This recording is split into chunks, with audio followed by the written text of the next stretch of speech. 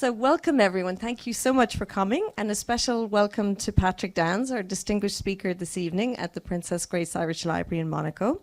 It is an honour to host the Lucas Lecture for the first time here in Monaco. The lecture is an annual event dedicated to military history, with a particular focus on awards of valour received by members of the Irish diaspora serving in the foreign armed services. To briefly put the Lucas Lecture in context, it is named in honour of Admiral Charles Lucas, the first recipient of the Victoria Cross and an Irishman. The mission of the lecture is to commemorate military courage, but also to pay tribute to those who perished in the September 11th attacks in New York, including many first responders of Irish descent. The lecture fosters deep reflections on heroism and Ireland's enduring global ties. Each year, the lecture highlights extraordinary acts of bravery with a different nation or military campaign as its central theme. It is often delivered by resident ambassadors in Ireland, and recent lectures in Dublin have been delivered by the French, British and American ambassadors, who offered very unique historical insights. This evening, we are very honoured to host Patrick Downs, who serves as the chair of the Lucas Foundation.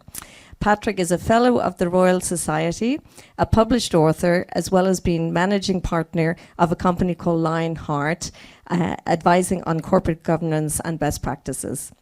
His background spans senior executive roles in public service and industry. So another part of Patrick's life that we didn't know about until yesterday, he dropped up to the library to see me, and it came out that he is related through his mother to Princess Grace. So he's been very discreet about that fact.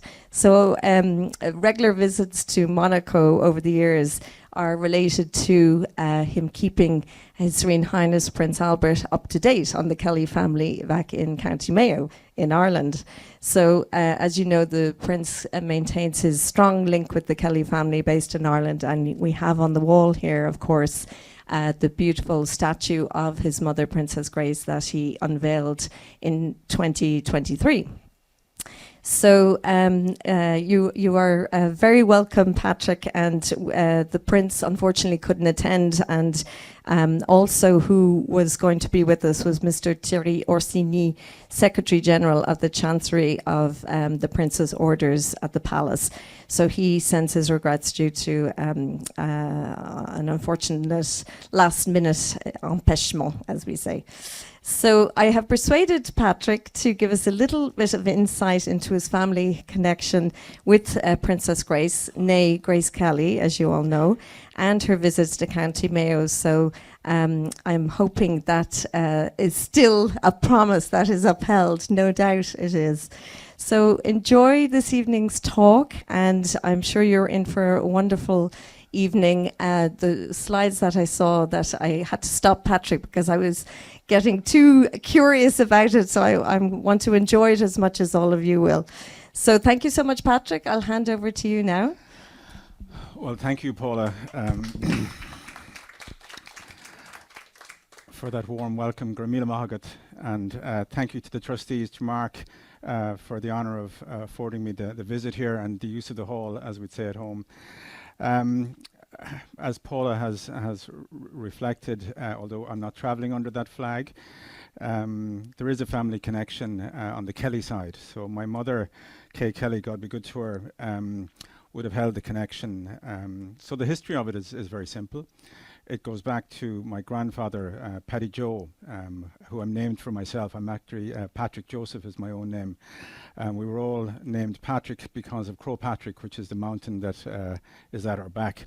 So Patrick is obviously a very common name in the west of Ireland. No surprise there. So they were first cousins. Princess Grace's father and my grandfather were first cousins. As I recall, I think he went over to Philadelphia. There were very hard times back then. He went into the Allied building trade in terms of making bricks and so on, and did very, very well there. and his own family went on to great heights, some Olympians in the family and so on. And we always kept a connection as funerals and weddings and bar mitzvahs and whatever you're having yourself. And there was always a great interest with Princess Grace, particularly in the homestead in Newport, which she visited twice, I think. Once during the visit where you have lots of pictures of here, and a second time, I think, many years afterwards, where they were looking at, or rather she was looking at kind of a summer home or summer cottage there, and she had commissioned my Uncle Simon at the time to draw up some plans, but unfortunately I think they never came to fruition. Events overtook her and so on, and life moved on. So there's that visceral connection, which found expression, funnily enough, more recently, back a couple of years ago, on that lovely statue that sits down in Newport, a mile or two away from the homestead.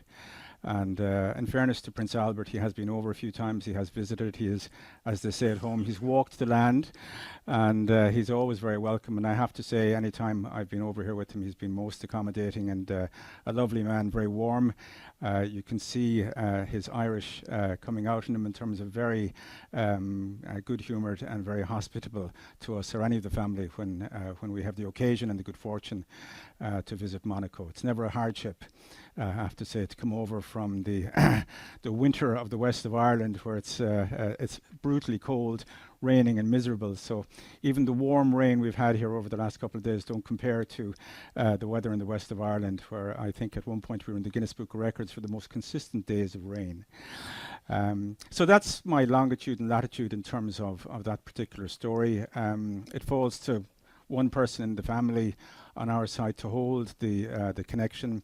My mother held the connection before me, and as luck would have it, I hold the connection now. So we occasionally meet and exchange family updates. We have a very big family, in fairness, and there's a lot going on, a lot of different moving parts. And I think we're up at, in terms of first cousins, there's about 70 first cousins. They were very fertile during that period. There was a good run of salmon during that particular period. So there's a broad swathe, and they're all doing very well, thank God. So really, that's as much as I'd want to say about that. I wasn't flying under that flag, but as you put me on the spot, Paula, thank you for that. What I am here to talk to you about really is the Lucas lecture, and the Lucas. Again, for those of you that aren't interested in military history, I can tell you that if there's any insomnias here and suffering from insomniac, this will get you over the hump. So I do understand if you want to nod off. If it's not your bag, I won't take it personally. But the Lucas is of interest because it speaks to the heart of the Irish diaspora and the Irish experience right across the globe. So we were talking, Mark and I, earlier in terms of I suppose, context is everything. So the Irish nation at the moment is about 5 million people. Back then, I think around the famine time was about the last time we hit that mark was just before the famine. So in context, London has about 10 million souls, 9.8 million souls at the moment. New York has not unsimilar. You go into some of the bigger cities around the world, they're huge. And why I'm bringing that up is in this terminology of diaspora, we are a very small physical footprint with a global feel to us in terms of the amount of lives we've touched, ground we've covered, and flags we've fought under. And really that's, I suppose, to bring it back home as I'm starting out, that's where I'll start and that's where I'll finish. So we'll start at the beginning and move forward from there. So over the last couple of years, we've normally chosen a particular theme, be it the Légion d'honneur. I think the French ambassador was kind enough to talk to us about last year. The Medal of Honor, the American ambassador, obviously close to his heart, and the Victoria Cross, the British, Australian and Canadian ambassadors would have spoken to that. So I thought in this particular evening we would do maybe a crossover of all of them to give you a snapshot and cross over many generations, couple of centuries, couple of different borders from a country perspective, and try and bring it all together to give you a snapshot of the Irish diaspora in terms of military service. And again, I suppose to bring it back home, you all remember 9/11 and the tragedy that unfolded there. But I suppose what some people forget is the first certified casualty of 9/11 was Father Michael Fallon Judge. He was the chaplain to the New York Fire Department, and he was the first casualty that was certified. That terrible day we all remember where we were. And excuse me, it was a particularly challenging global event. And if you think back to it, the amount of people that lost their lives, about 3,000. The amount of people that were first generation or second generation Irish in the fire services and the police department on that time was phenomenal relative to the amount of other nations. And it wasn't a competition for sure. But if you go to 9/11 and you go around the memorial there and you see the amount of Irish names, it is extraordinary and very poignant as well. And it actually speaks, I suppose, to the diaspora and the impact they've had in terms of service in the American space. But that was the history of how the Lucas came to be. So what we try to do every year is kind of remember that at the beginning, just to remember why we're doing this, just as a snapshot to remember that it is a remembrance, it is a commemoration in terms of that, and that's how it came to be. There was 3,000 people killed. I think, give or take, 1 or 2, there was over 1,000 of them were of immediate Irish descent. And I think also it's probably worth reflecting that Ireland, as a nation itself, only 72 hours after 9/11, declared a national day of mourning. It was probably the only European country at that time that did so. A few did it afterwards, but Ireland declared a full day of national mourning on the back of that. So it does speak to, I suppose, the genesis of the Lucas. It speaks to the genesis of the Irish diaspora and the impact they've had and still continue to have on a global basis. So, having started there, we'll jump back a little bit to the flight of the Wild Geese. For those of you kind of who remember your Irish History 101, it goes back to 1691 and the Treaty of Limerick.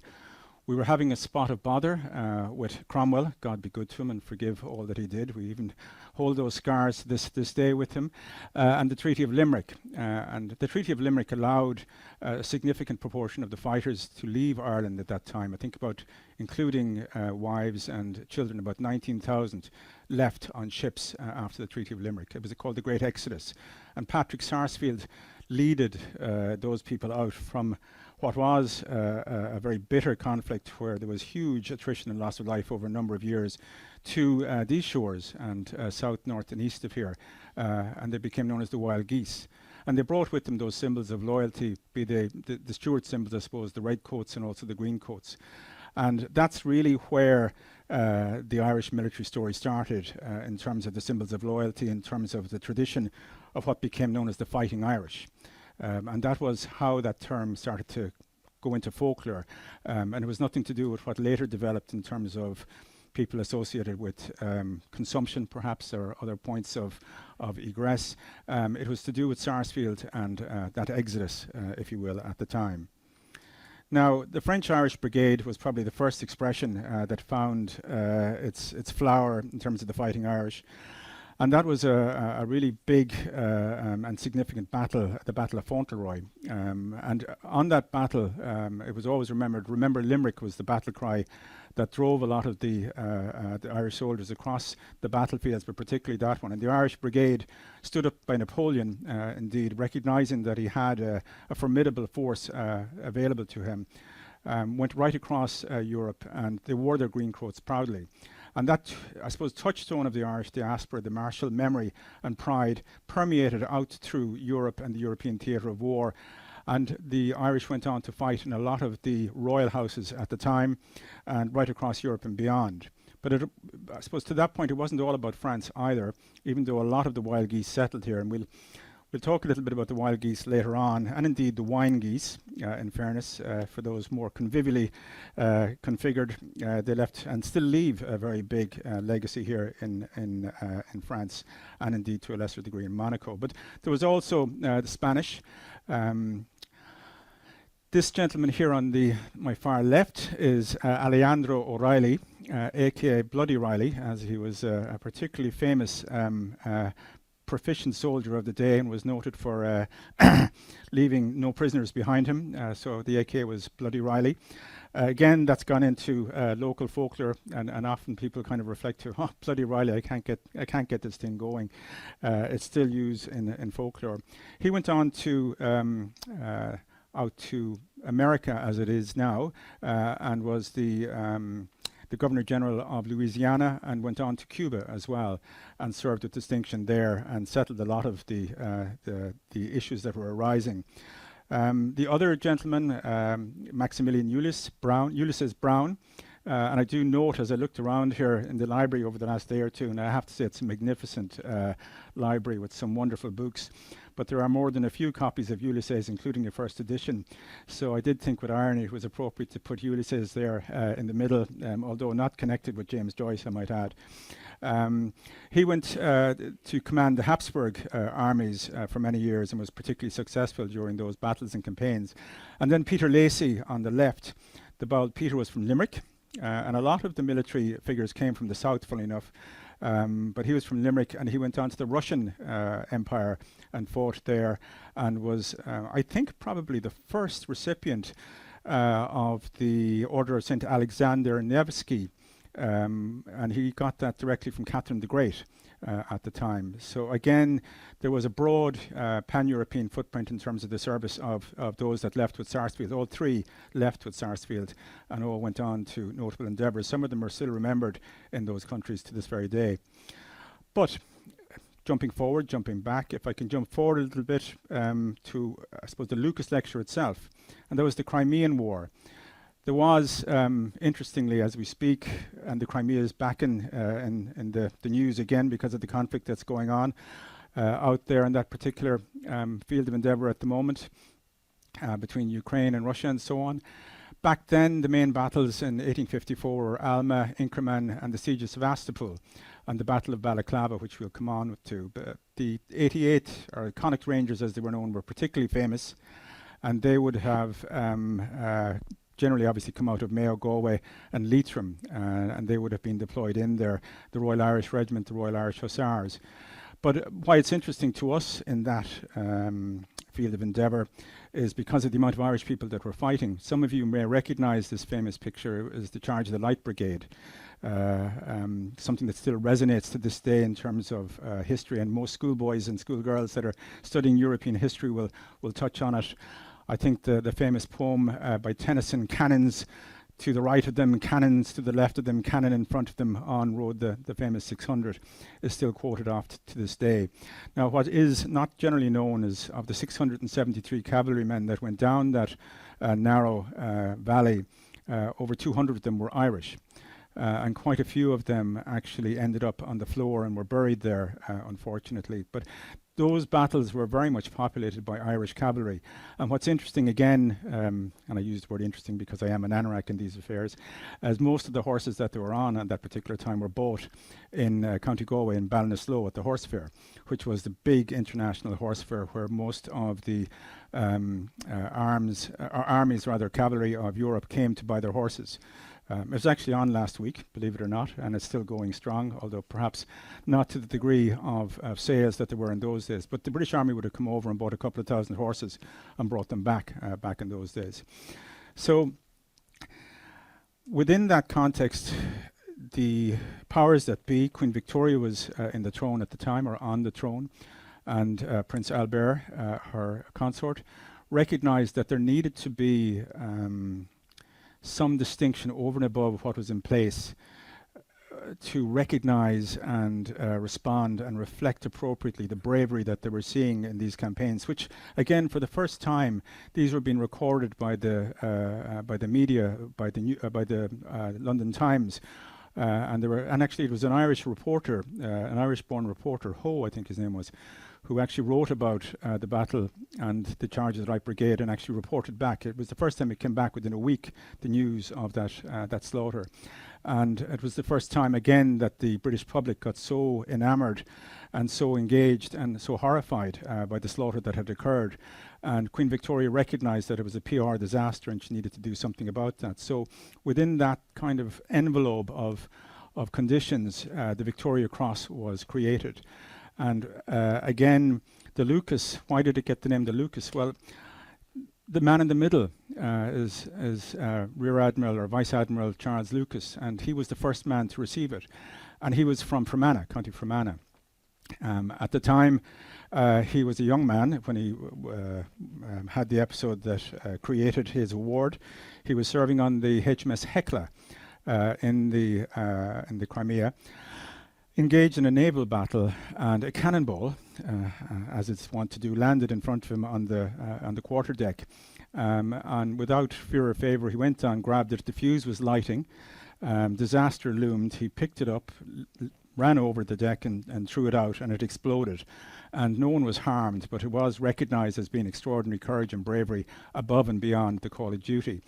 So he was the first man to receive it, and he received the one on the left, which is, you'll note, in a navy colour, which at the time the Army and the Navy received different colours. It changed, I think, in 1916 or just during World War I, because the recognition was that they were to be unified under the Crimson award on the far left there.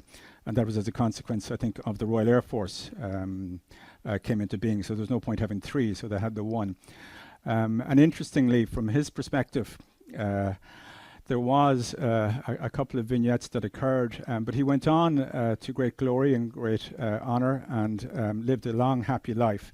And on the day that the award was given, you can see the portrait here. He was the first. He was still in his midshipman's uniform. He was promoted actually to lieutenant, but they hadn't got the uniform to him in time for the award ceremony. The man in the red coat is also an Irishman. He was from Roscommon, as it happens, and he was the fourth to receive it. And within that kind of episode on that particular day, I think there was about 16 Irishmen won the award. It was a very big and bittersweet harvest. They weren't given them posthumously at that time, but there was quite I suppose, a recognition that the Irish soldiers are Irish-born, because at that time it was all the same flag, that there was quite a significant amount of Irishmen had won that. And Luke O'Connor was from Roscommon, John Connors was from Kerry, John Sullivan was from Cork, and William Coffey was from Limerick. So they were within the first 10 that came through. So there was a very big recognition that Ireland was doing something special, and again it flowed through in terms of service. And I suppose we ask ourselves why, and it's a good question to ask, and we were talking about this earlier. Why were they doing that? Why were they going to fight? Particularly, the Irish-English relationship has been up and down for many generations, to say the least. And why were they serving in the British Army and other armies? Well, I suppose, you can bring it back to you can't live on scenery. Okay, Ireland, we were coming out of the famine. It was a very, very cold, harsh place. There was no jobs. The economy was on the floor. It was a very difficult situation to be in, and that flowed through after the famine, and particularly, I suppose, it was seen as a good career path. You got paid regularly, you got clothed, you got fed, you got to see a bit of the world. So it was seen as an avenue in terms of literally putting clothes on your back and on your family's back and feeding them as well. And it was I suppose, a tried and trusted method of getting out there and getting some recompense in difficult circumstances. Ireland only in recent generations has come on in leaps and bounds, but back then it was a very cold, dark place, and the opportunity to make a living was very constrained.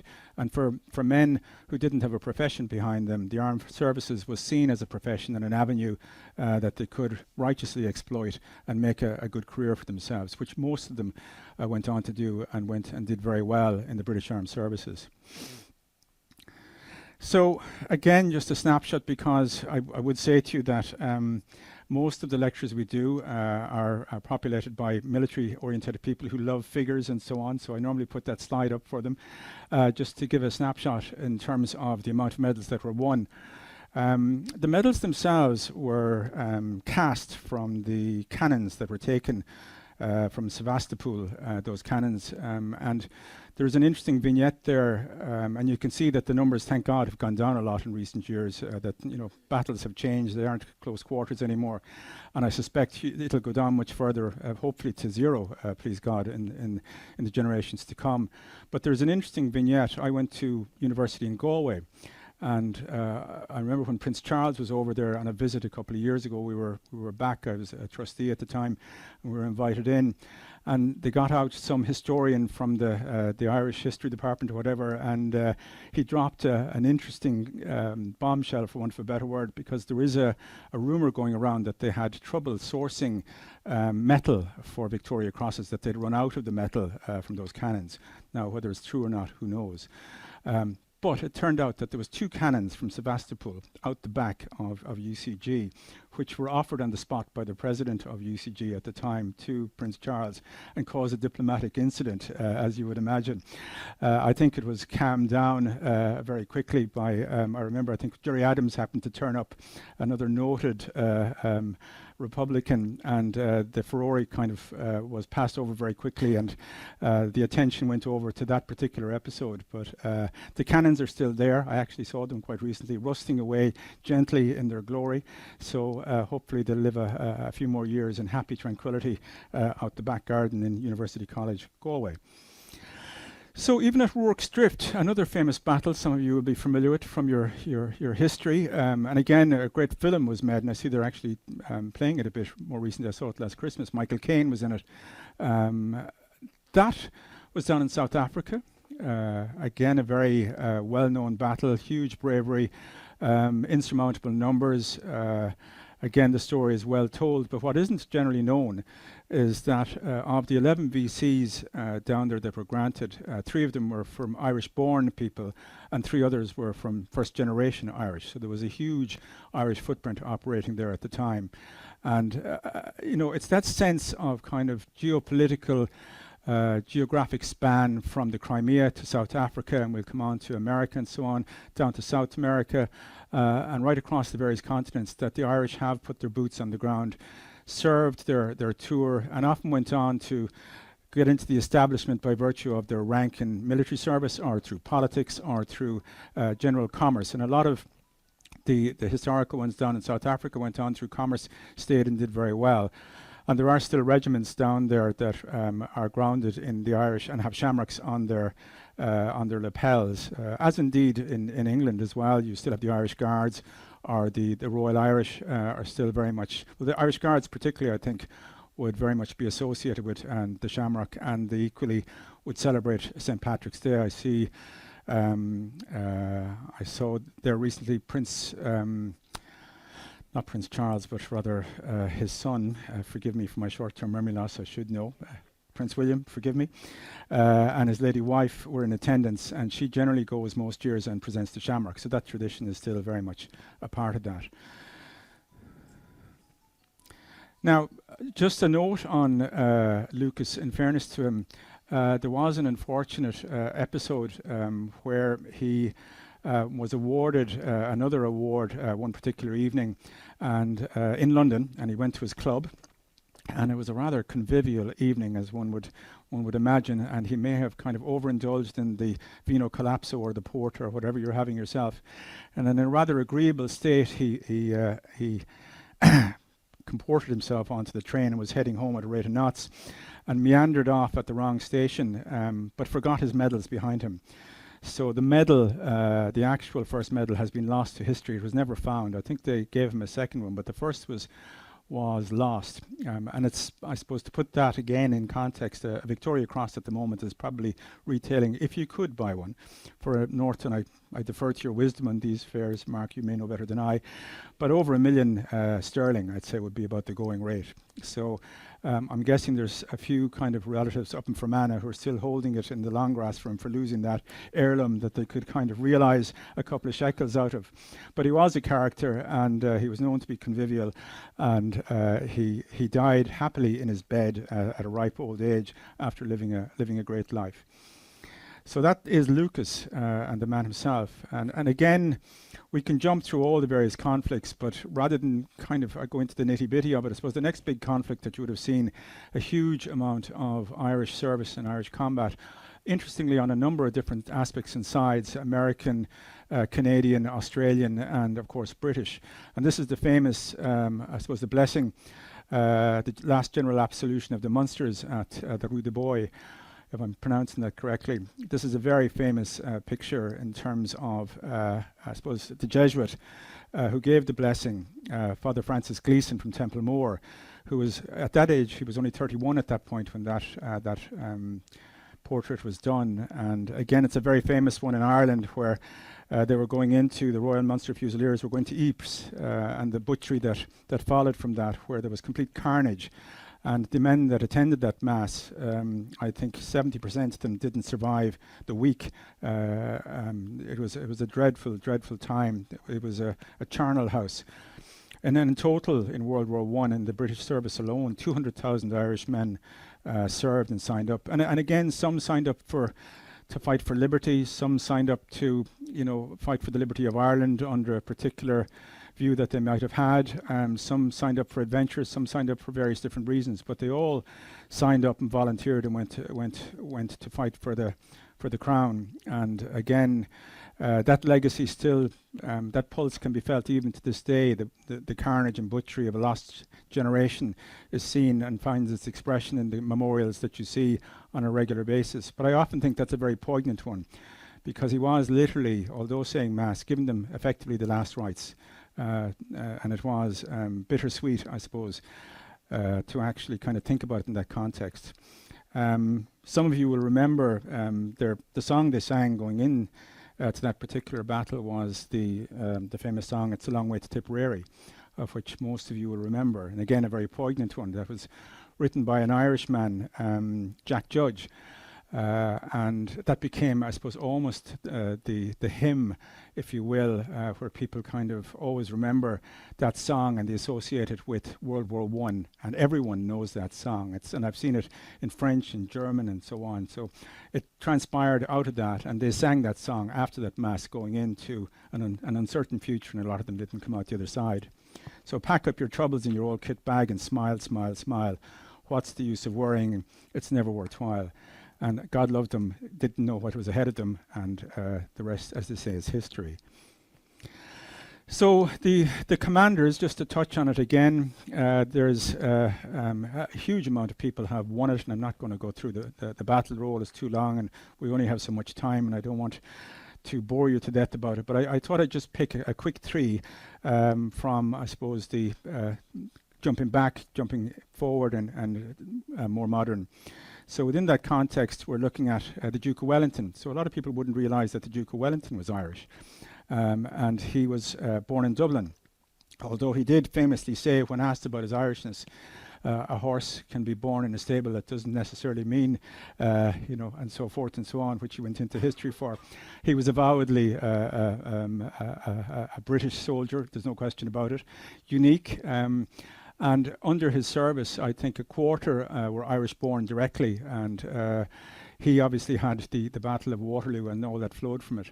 On the other side of that, coming up, fighting them, were Napoleon's Irish battalions as well, who were Irish-born, and there was often brothers fighting brothers. The old Civil War analogy occurred on the shores over here during that. So he's, for those of you that have been in Dublin, his house is what's now the Marion Hotel. So it's been turned into a very lovely hotel, and it's opposite government buildings. So very well known. A lot of people wouldn't know he's Irish-born. Montgomery, Field Marshal Bernard Montgomery, again, very well known figure in military history.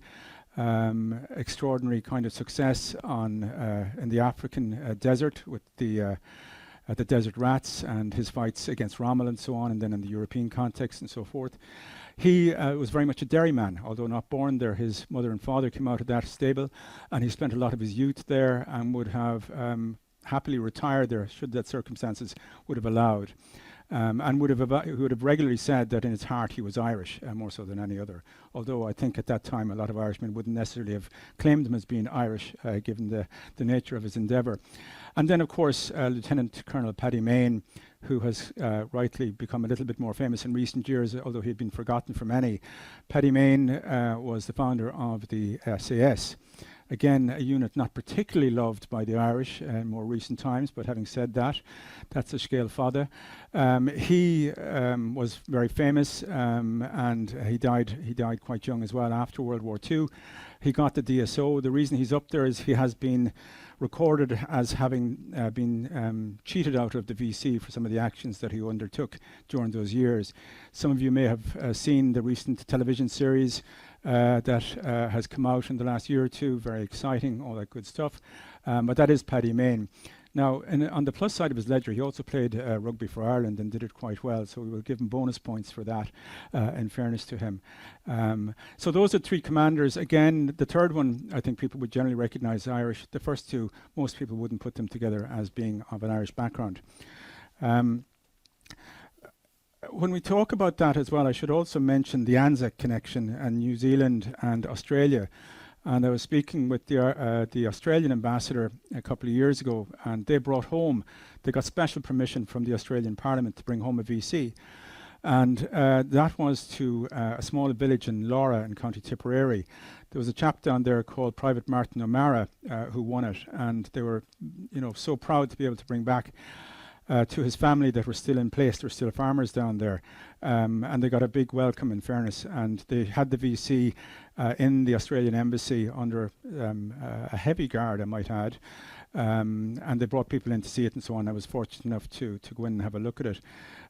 But sometimes we forget as well the huge impact. And as I'm in a house of Kellys here, people normally associate Australia with, I suppose, Ned Kelly and so on, as being one of the forerunners of the Irish out there. But Ireland sent so many people out to Van Diemen's Land. Inevitably, a lot of them went into the services, and they found their expression through Gallipoli. A lot of you will know the history and stories that came out of Gallipoli, and of course the famous song about Gallipoli that came out. And that connection still beats very strong with Australia, and I found it quite poignant. I was looking at the Irish Times there last week. I think there's 125,000 Irish-born people under the age of 30 have registered to live and are living in Australia at the moment, which is an extraordinary figure in terms of the diaspora. The wave comes in, the wave goes out. So that wave has gone out, and there isn't, certainly it is extraordinary at the moment. If you go into Dublin, that kind of generation has almost been lost to us. The amount of people that have gone over there again. I can remember in the 80s, I came through in the 80s, and it was a hard station back then. There was no choice but to go abroad. There was no jobs to be had. As indeed young Paula, you'll reflect that, clearly a mere child at that point. But it was, and it's not that now. So I think the diaspora are going for a different reason. It's not because it's about money or career or anything like that. I think they're probably going for lifestyle or so on. But those opportunities weren't available to these people. And the only expression that they could find in terms of moving forward was through service. But again, as I say, Private Martin O'Mara is revered in the Anzac forces, still is to this day. Came to a sad end. He would have suffered from what is now known as post-traumatic stress. Coping mechanisms weren't there, God love him, and came to a sad end, which was not uncommon with a lot of the men who won it. And I would say, again, from a diversity point of view, I'm not in a position to apologise for them, but there wasn't a lot of women fighting in those forces back in those days. It's different now. And we're very proud in the Irish context in terms of the UN that there's a great proud service, and a lot of our female officers are deployed out there at the moment. But this was of a different time, a different generation, a different circumstance. So World War II coming on quickly. The first guy here, Brendan Paddy Finucane, very well known Spitfire pilot.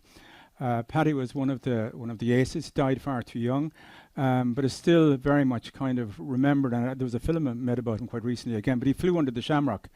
Lieutenant Commander Eugene Esmond survived, but was a Royal Naval Commander.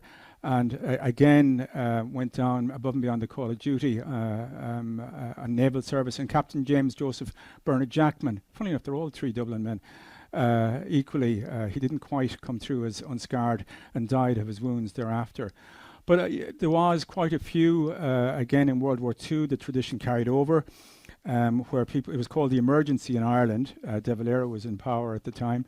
But a lot of people slipped over the border and went on to join the services because the pay was good, if nothing else. There wasn't a lot of jobs in Ireland back then. And Ireland kind of had a benign neutrality. I suppose if you think back on it, when German fighter pilots were shot down, they would have been interred in Ireland. There wasn't that many, but they were, and they did their porridge. When people were shot down from the British side of the house, they were gently kind of directed up towards the border, and they floated back over on their own steam, and they were recycled back in. So it was a benign neutrality and recognition that there was kind of a need to be realistic about our neighbours and support them as much as possible.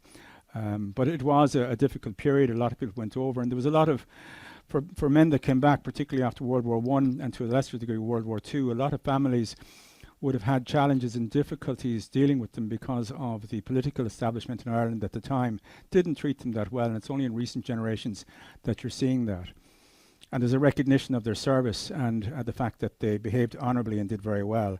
So, I mean, those soldiers that fought for freedom in different lands were to a degree as well ambassadors of Ireland in terms of how they went about their business honourably, and in terms of representing us as a I suppose as a country, as a people, and again reflected very, very well on us right across the globe.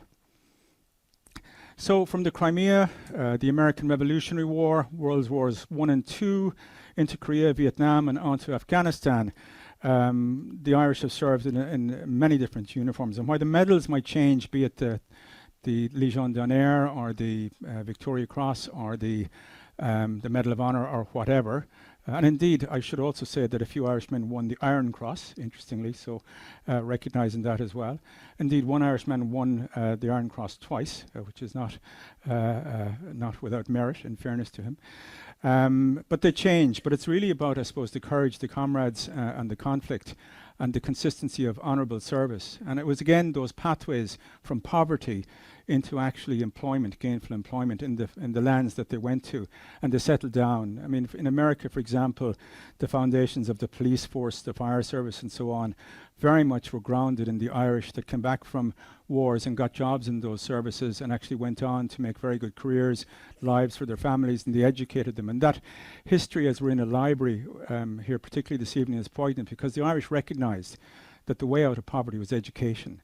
And a huge amount of value was placed in that by those generations. And again, a shout out to Donogh O'Malley, God be good to him, who actually brought in free education to Ireland. And that was a seismic change to those that followed in terms of Ireland itself. It probably was the single most important political decision that was made that actually allowed Ireland to leapfrog forward in terms of ensuring that everyone got a good grounding in education and there was no barriers to them going on to third level. And that was a step change in terms of how Ireland addressed itself in the world over the last 50 years. So I bring him up because we go to liberate, not to conquer. And this was a very famous speech on the eve of the 2003 invasion of Iraq. And this gentleman was Lieutenant Colonel Tim Collins of the Royal Irish Regiment and other regiments, which we won't mention. But he gave a wonderful speech before they went into battle, extolling the virtues of where they were and to be respectful and to remind themselves that they should do nothing that their mother would be ashamed to read about in the paper, in fairness. The speech went around the world as being one of the few of modern times that was of such an eloquence that it actually was visceral in terms of exhorting the men and women under his command to behave honourably in the battlefield. It was a fairly bloody situation, as we recall. It's not that long ago, actually 2003. It's all within, well, nearly all within the living memory of everyone in the room. And that was, I suppose, Prince Charles actually lauded him at the time, and he was feted for that particular speech, which is worth reading because it exemplifies a lot of all that is good in terms of the armed services and going about your business in a professional and reasonable manner. And he's gone into history for that, an Irishman, and again, still alive to this day and speaking eloquently around the place and living very well off the back of that speech, I might add as well. So the power of a good speech should never be underestimated. You can dine out. They used to say at home, if you ever got an All-Ireland medal, you were sorted for life. Being from Mayo, there's very little chance of me having that happy circumstance. It's a painful chapter as we turn into the American chapter. And again, the Irish in the Medal of Honor is another deep and visceral connection with our, I suppose, our second home, if you will. There's a long connection with Ireland and America, and military service proved and paved the path for citizenship for a lot of our people that went across. I mean, I come from Mayo, as I mentioned, and at literally in the shadow of Croagh Patrick, which I'm named for with my grandfather.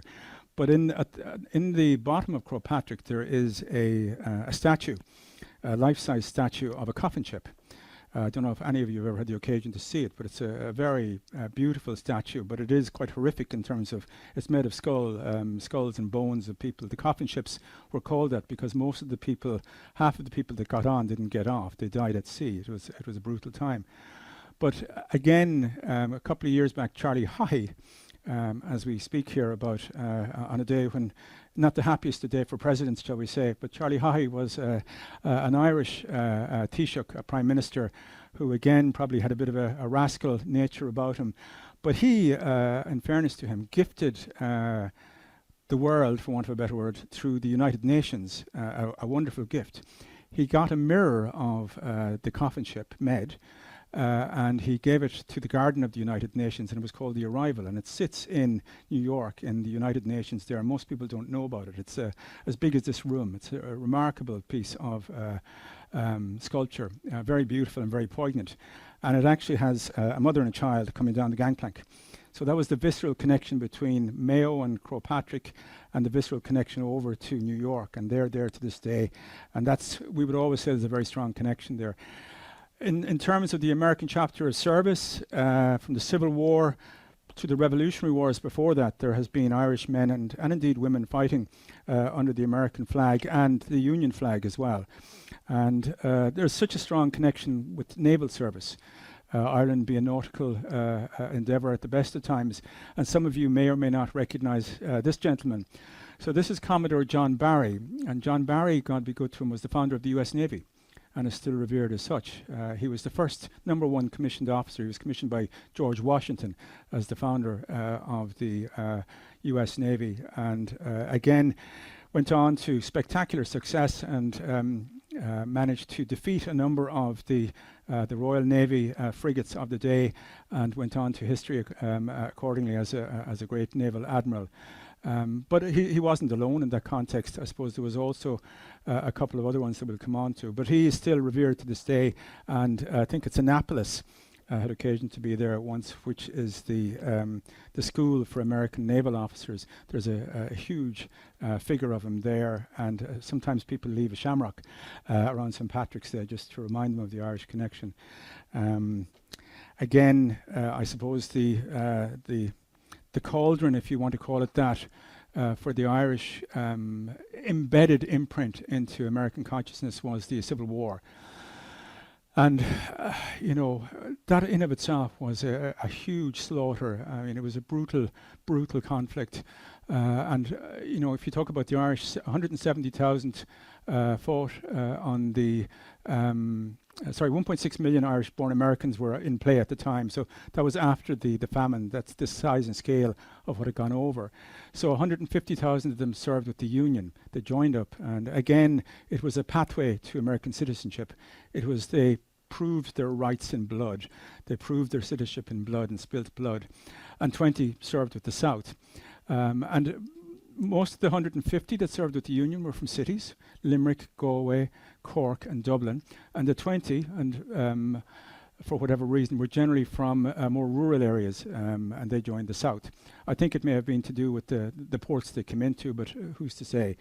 And you had some battles where you had people coming at each other with Fenian banners, coming up singing the same battle songs and spilling the same blood, cousins fighting cousins. And you know, the death toll was extraordinary in those particular battles. And again, I suppose the most famous one, and that's the flag you see, and there's a reason I show you that, is the fighting 69th, who were, I suppose, the forebear of a unit that's still active to this very day. And they were fighting in Fredericksburg, and they became known as a particularly ferocious unit and had extraordinary success on the battlefield, but again with an attrition rate that was just brutal beyond compare. Recognizing that, there seems to be a common theme with the men of the cloth here. The blessing that went through, not unsimilar to the one I showed you earlier, was given to the 69th before Fredericksburg and the butchery that followed. So again, this was almost a last rite that was given at that particular time. It was close quarters combat. It was very bloody, and the aftercare medically wouldn't have been great in those times as well. So the casualty rate was extraordinary. And again, Gettysburg, there was a lot of Irish fighting there. So, You would have seen that kind of expression of valour coming through the officer corps of the Union, and a lot of the generals were Irish as well, and they went on afterwards into US politics and went up the chain of command, although it wasn't until the 1960s that we had our first Irish-American president, who we'll come on to in a moment. And again, he actually served himself in the US Navy and had his own war career. So JFK, God be good to him, and there isn't certainly I remember as a child there wasn't a house you'd go into that you wouldn't see a picture of JFK and the Virgin Mary up on the wall. It was almost an iconic snapshot. Indeed, I remember when I was courting my lovely wife, Maureen, going down and seeing the very JFK and the Sacred Heart up on it. They used to be able to settle kind of what way you were coming from when you were courting back in those days. And the future mother-in-law would ask you, what time is last mass in your parish? And she would know which side of the house you were falling on. So they had all these good questions. But JFK, in fairness to him, came to Ireland in that lovely summer before his demise, had a lovely visit. Obviously, he had Wexford origins, very strong Irish-American. It was a great moment of pride for Ireland particularly, and in fairness to him, he brought with him the flag on the left, which was the one I showed you earlier, and that was the battle flag of the Fighting 69th. He had to get express permission and an act of Congress to have it brought over and gifted in perpetuity to the nation and people of Ireland. It still sits in Dáil Éireann to this very day. When you go in, you'll see it up to the left, and it's there, and it's still, you can still see a little bit to the left, I can't see it there, where there's still bullet holes and it's ragged from the blood battle soaking that it got back all those years ago. So it is almost Holy Scripture in terms of, I suppose, the visceral connection with the armed services of the American forces, and that found its expression in that gift from JFK to the people of Ireland. That's him addressing our Dáil Éireann, which is our parliament, all those years ago. So from there was a very poignant vignette. Some of you may remember the tragedy that unfolded with JFK's death, taken too young for sure, and in Dallas. But his wife, Jacqueline, on the bottom right there, remembered when they had visited, she hadn't visited him on that particular journey, but she remembered him talking about seeing the Irish Army give a particular salute, which is the salute to the chieftain, which actually I think was a Queen Anne, in more common parlance, salute. And she requested that the Irish Army send over the colour party to represent the salute to the chieftain.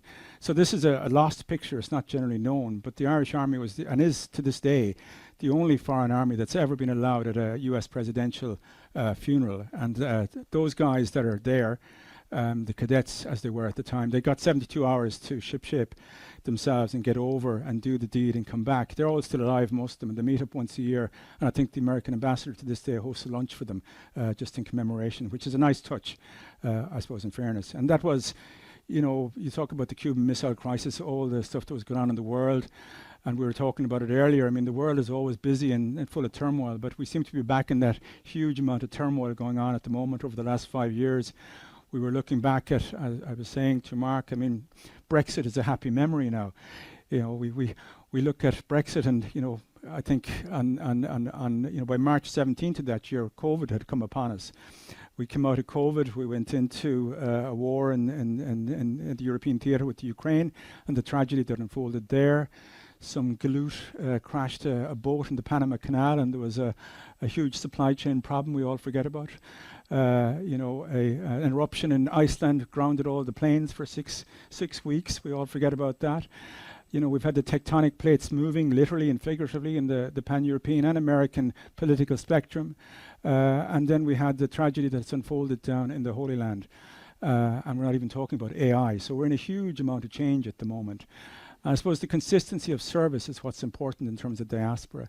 And that has been the consistency of service of the Irish forces that have gone abroad. Very quickly, coming to the end of it, and it's always good to end on a good cowboy note, this is the Little Bighorn. And again, most people wouldn't recognize that most of the cavalry at the Little Bighorn were Irish under General Custer, who wasn't having his finest afternoon in that particular episode, and it's gone down to infamy. But why I have that up there is I got a call earlier today from a guy who heard I was doing this, and he asked me to remember Lieutenant, his great-great-grandfather was Sergeant John M. Ryan, and the Lieutenant McCarthy, I think it was, whose horse was the only surviving horse, called Comanche, was an Irish horse, bred from a horse that had been taken from Ballinasloe. So there is the synchronicity of history, and the irony of calling a horse Comanche, who were slaughtered by the Comanches, is not without irony as well. So from the valley of the Little Bighorn to the Crimea and all points in between, the Irish have been central to global history in terms of affairs of arms and service within the armed services, but particularly the ones we talked about. That's Captain Miles Keogh, who was Irish, and he was the Custer's number 2. So he was on the left flank, and all his men were Irish and Irish born, and all of them, bar one, died on that particular hill, including himself, I might add as well. Not Custer's finest day, but having said that, he is long remembered for probably an epic failure and lack of foresight in terms of taking on a force bigger than his. The Medal of Honor, Irish, huge Irish footprint here. There's 3,465 total medals awarded. Over 2,100 have been awarded to Irish-connected people, 258 directly Irish-born. The recent American president, in fairness to him, recognised that last St. Patrick's Day when he noted I suppose we have a tradition where the Irish Taoiseach goes over on St. Patrick's Day and gives the incumbent president a bowl of shamrock. But he recognised that the Irish connection there was huge and way out of proportion to any others. And it's not that we're bloodthirsty, but it goes back to that diaspora in terms of finding expression in service. And in service, the military has always paved and provided a very good way of actually allowing people to progress and go back in. And again, that found its expression, as I said, with John F. Kennedy, who had gone in through service, although from a very good background, but it was his armed service in the Navy that actually allowed him to go forward with his career in politics. Some of you may recognise this gentleman. I thought, given the fact that we have one goddess of the screen, in fairness to her, on this side, and was very well known, a contemporary of hers would have been Audie Murphy. Audie was of Irish descent. Why Audie is interesting is he was the most decorated US soldier ever and won the Medal of Honor. Went on to a glittering career on the silver screen. Would have been known as a cowboy. His horse was Trigger. Some of you of a generation might remember him, but it has been forgotten a lot that he was actually in World War II the most awarded and decorated US soldier, having won all the awards, including, you'll see on the bottom, the Légion d'honneur on his chest ribbons. So again, he had a bittersweet life towards the end, suffered from a PTSD, but his mother and father were Irish born. So, and he would have often talked about that history that he grew up at around the fire at home, of kind of joining the military as part of that expression where it's a good career and you get a good life out of it. So, Saving Private Ryan, another movie some of you may have seen recently, that was about the Nyland brothers. Being from Mayo, I can say that the Nyland brothers came from the back end of Belmullet, which the next parish is Boston, basically.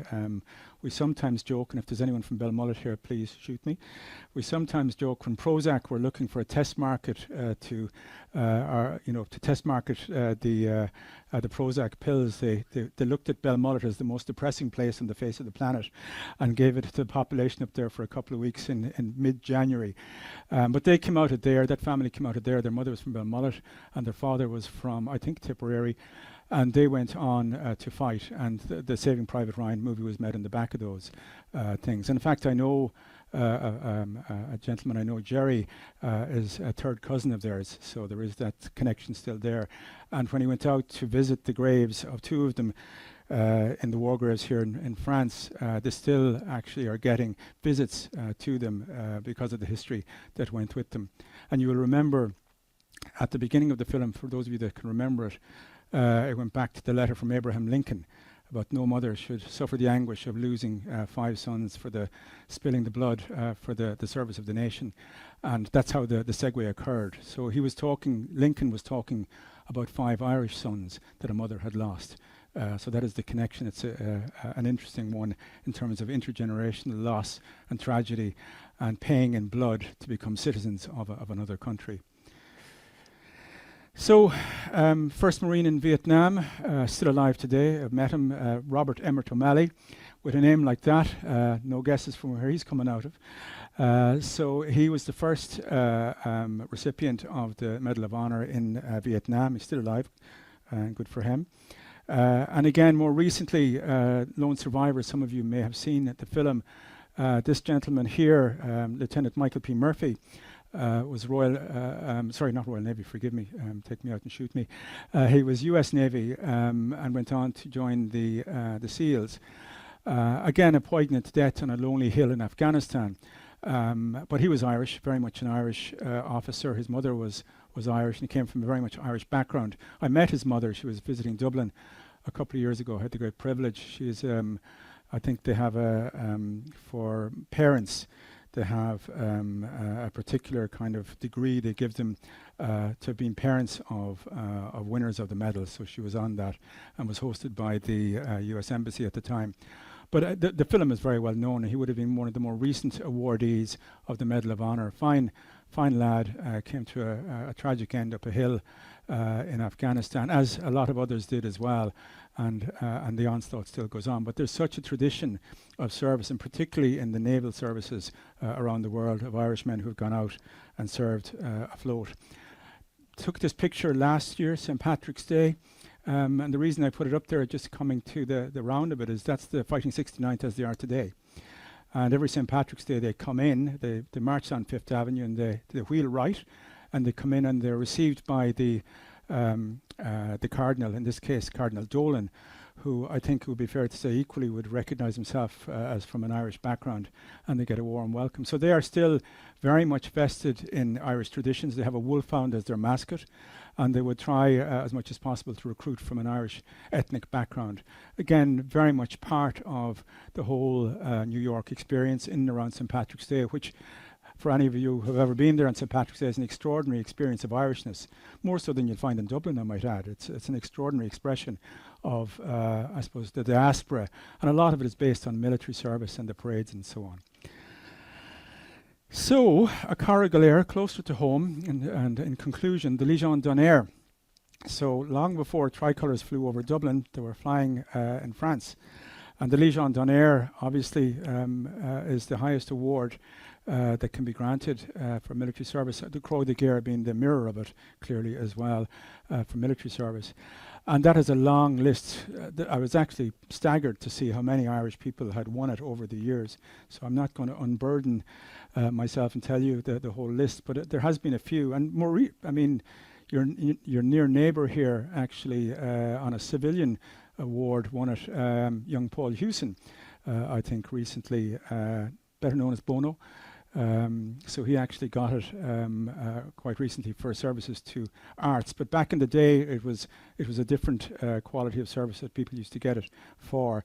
And there's a long tradition there as well. And it comes out of, I suppose, the connection with the revolution.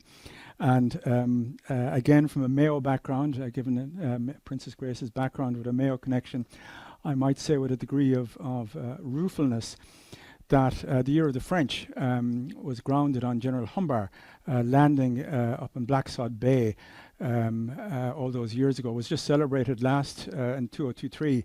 There was a big expression of memorial to that. And there was a lot of interaction between France and Ireland, and France saw Ireland as an opportunity to come in through the back door to address their problem with England at the time. Unsuccessfully, this is General Humber, who won the Légion d'honneur for his activities and services in Ireland, although unfortunately for him, and it remains to be seen for us, they were spectacularly unsuccessful in their expression with the famous races in Castlebar, where he got a hiding and had to head off to the hills with his tail between his legs and back home to France. And that was the end of that uprising and revolution and aspiration of hope, which really didn't come around again until 1916. So that was the history of that, and that's why the Légion d'honneur has an interesting segue from an Irish perspective. Outside of the people that have won it, for example, and I've seen him on some of your shelves here, I would say, obviously Samuel Beckett. He got the Croix de Guerre for his services, and the Médaille de la Résistance Française as well. He was with the resistance in France, in Paris, and was recognized as such for putting his life above and beyond in danger. The man on the left is Admiral Mark Mellett, who was the Chief of Staff of the Irish Defence Forces and won it, or received it in the grade of Commander, which was unusual for his services in Mali and abroad in UN service. And the man in the middle was Lieutenant General Pat Nash, who got it for peacekeeping work in Chad. And I put them up there on the left and the middle because they did it under the UN banner, so that is considered foreign service from our perspective. And it is sad on the day that we're here after 40 odd years of service that the Irish are leaving the Lebanon. The UN mandate has been closed out there. So that's I suppose, a poignant, a lifetime of service. Over 60,000 men and women, Irish men and women, have served out there over the years. Again, South America shouldn't leave without them. Bernardo O'Higgins, very famous, set up the Argentinian Navy. And also the Chilean Navy. And Admiral William Brown equally is still recognized by the Argentine Navy, who send over a frigate every year and a colour party to Foxford. They rock in, very convivial, a great time is had by all, and then they wheel around and go off for another year. But they recognise his great service, and they established the navies in Chile and Argentina and a few other South American countries. Where again we were just talking about, there's a huge Irish connection with the Argentine, which sometimes is forgotten in translation as well. I should mention, the legacy that our peacekeeping troops have done abroad, right across, but generally recognised, I suppose, for the Lebanon more recently. But the first mission was down in Africa, in the Congo, as I recall. Back then in the Congo crisis, where Namibia, the slaughter that occurred down there, to the present day, where I think we're on 27 missions under the blue hat. More recently, you will have seen that film, I think The Siege of Jadotville, which came under the banner, was quite famous with Jamie Dornan, another good Irish actor. My wife would say he's very easy on the eye. So if you're not interested in the military history, you could find a way of looking at it from that perspective. But it would be remiss of me as well not to mention other men in uniform who have served as well. And the man on the left with De Valera is a very, very famous Irishman. He was known as the Scarlet Pimpernel, and he served in Rome during World War II. And he's Monsignor Hugh O'Flaherty. And he left a huge legacy of assisting people who had, I suppose, been prisoners of war and had escaped and were on the run. And he ran a huge network in great difficulty and challenge, and was on the death watch of the Nazis at that time. And again, a very brave man, and received numerous awards, including an MBE and the Légion d'honneur and multiple others. A great Kerry man and a great smile and a great GAA man, as was known. But you can see from his face he had a bit of devilment in him. But he exemplified all that is good as well in the human spirit of reaching out above and beyond the call of duty. And he wasn't doing it for any other good reason. It was just in him. That was his charism. So, and he did it again, I suppose, against the orders of his own superiors at the time, who may or may not have been turning a blind eye. And of course, young De Valera, well, what can we say about him? He was a noted scallywag as well, when we look back at it in retrospect. So, in conclusion, it's about legacy and commemoration. This is the Mayo Peace Park, the Garden of Remembrance. And there are many of those around the country. That just happens to be one I'm connected with. And all the names on these walls, and you can see there's quite a few, have been Mayo people, men and women, who have died in service on services of foreign armies abroad. And that's quite a big wall, as you can see, and it continues to grow year by year. And that, again, receives a lot of people who commemorate. And what's interesting about that is you will see the wreaths in the middle there. There was a time when the poppy would be shunned in terms of Ireland. You wouldn't be allowed to wear it. It would not be it would be a courageous person that would have worn the poppy. Not so more anymore. People recognise that those men and women died honourably, and it's great to see that after all those years, and that went back to World War I. It was a very, very deep wound.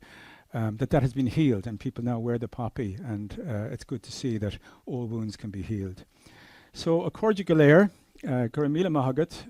I'm not going to bore you with too much more detail, other than to say our current president, who comes to the end of his term this weekend, God be good to him, another good man from the West, Michael D., every year for the last number of years, and his predecessors before him, lays that wreath in the National Day of Commemoration in the Royal Hospital in Crimea, which was the first hospital in Ireland, which was built by the Knights of Malta back in 1174, funnily enough.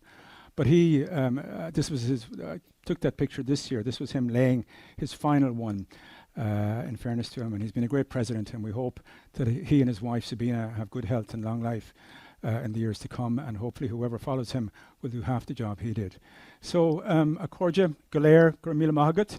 I would say in conclusion, on a lighter note, the Wild Geese beckons, in fairness to Mr. Hennessy and Cognac and so on, and the Kerwins and the Linspages and so forth. Thank you for your patience. I know it's a heavy topic, but on behalf of Paula and Mark and the trustees, we'd like to invite you to maybe raise a glass and enjoy a convivial moment. Gur míle maith, galéir.